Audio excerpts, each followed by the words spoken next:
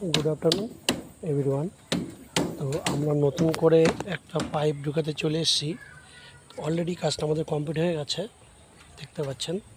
তো আমরা পুনরায় আপনাদের দেখার চেষ্টা করব আমরা গোটা কাজটা কীভাবে করেছি। তো অনেক অন্যরকমভাবে করে, আমরা সিম্পলভাবে করেছি। দেখুন, এটা আমাদের একটা বেডরুম। তো এই যে আমরা এলইডি করেছি,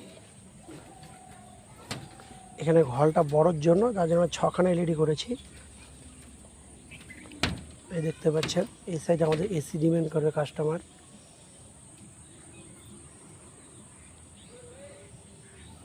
প্লাস এখানে আমাদের একটা অ্যাটাচ বাথরুম আছে।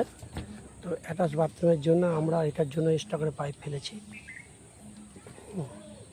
তো এটা আমাদের নেক্সট আর একটা ঘর দেখতে পাচ্ছেন। এটাও সিম্পলি আমরা 4টা করে রেডি করেছি। এই দেখতে পাচ্ছেন, এখানে আমাদের মেন বোর্ড হবে। এই যে নিচে হোল্ড হয়ে গেছে, এই যে দেখতে পাচ্ছেন বোর্ড হবে এখানে। প্লাস ঘরে এসি দেবো, এখন কমন সারিয়ে গেছে এসি, দেখতে পাচ্ছেন। বেড যেহেতু পুরো পশ্চিম করে শোবে, যার জন্য। নেক্সট এটা আমাদের ডাইনিং হল।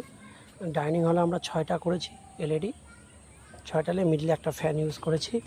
আর আমাদের মেন যেটা এসছে, দেখুন ঘরে যে 2টা মেন নিয়েছি আমরা, দেখতে পাচ্ছেন এই চলে এসছে। এখানে আমরা এমসিবি ব্যাকারটাকে আমরা এমসিবি যেটা বক্স বলা হয় সেটা আমরা এখানে হোল্ড করেছি। অর্থাৎ 4টা আমরা 5টা মেন তুলেছি। এই দেখতে পাচ্ছেন, এটা আমাদের রান্নাঘরের রান্না এবং আমাদের সিঁড়ি রুমের জন্য আমরা একটা মেন তুলেছি এইটা। আর নেক্সট আর একটা ডাইনিং, যেহেতু 2টো ডাইনিং আছে ওনার কাস্টমারের, এই যে আর 2টো ডাইনিং দেখতে পাচ্ছেন। এই যে এখানে আর একটা, এই যে দেখুন এই 2টো মেন গেছে আমাদের, এই চলে এসছে 2টো মেন। এবার এই 2টো মেন আমরা 2 হলে ইউজ করেছি। দেখুন এখানে আমাদের একটা বেডরুম আছে, এই যে পাশে একটা বেডরুম দেখতে পাচ্ছেন, এটা একটা বেডরুম হবে, সাইড রুম। প্লাস এই চলে গেল আমাদের আরেকটা ঘর গিয়ে, এখানে আমরা একটা মেন করেছি। এখানেও একটা বেডরুম আছে, দেখতে পাচ্ছেন, এখানেও একটা বেডরুম। প্লাস তার সঙ্গে অ্যাটাচড বাথরুম হবে, এই যেটা অ্যাটাচড বাথরুম হবে।